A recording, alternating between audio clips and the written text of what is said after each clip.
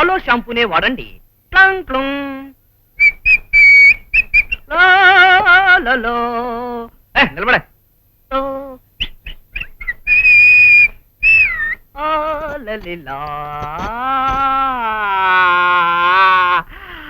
అమ్మమ్మా ఏమిట్రా గావు కేకలు?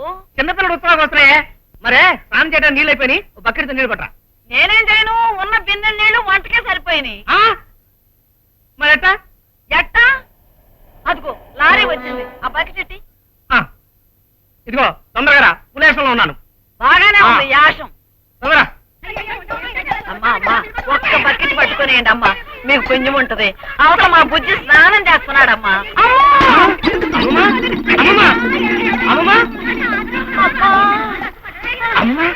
ఏం జరిగింది? నీళ్లు తీసుకురావటం నా వల్ల కాదు. అంతేనా? ఈ అవతారం ఏమిట్రా? చెప్తాను, నేను పట్టుకొస్తాను వెళ్ళి. అమ్మా అమ్మా,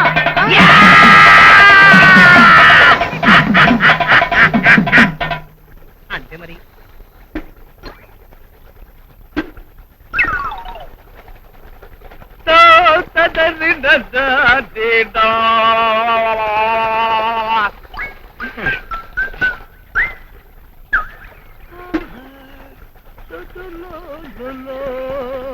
అమ్మమ్మా,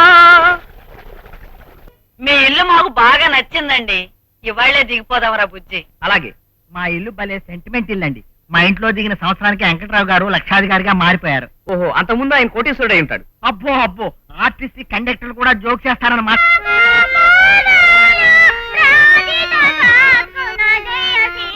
ఎందుకీ నస నస చేతులు గాడి లేవు కానీ తర్వాత రామ్మా. అమ్మాయి బెచ్చగతి కదండి, మా అమ్మాయి సంగీత లక్ష్మి. సంగీతం యొక్క అంతం చూడాలని కంకణం కట్టుకుంది. మా అమ్మే. మరి మీ అమ్మాయి అయితే హార్మోని తగిలించి ఇలా రోడ్ల మడి తిరుగుతుంది ఏంటంటే అడుక్కు తినే టైప్ లో.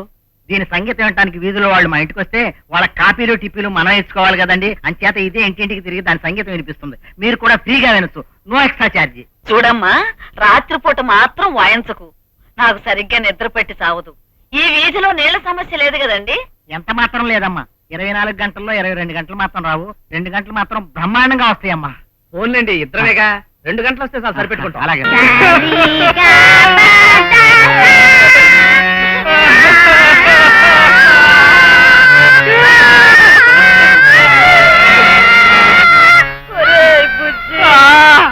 రాత్రి పగళ్ళు ఈ సంగీత లక్ష్మి హార్మోనియం వినే వినే నాకు తల్లిజ్వరం వచ్చిందిరా.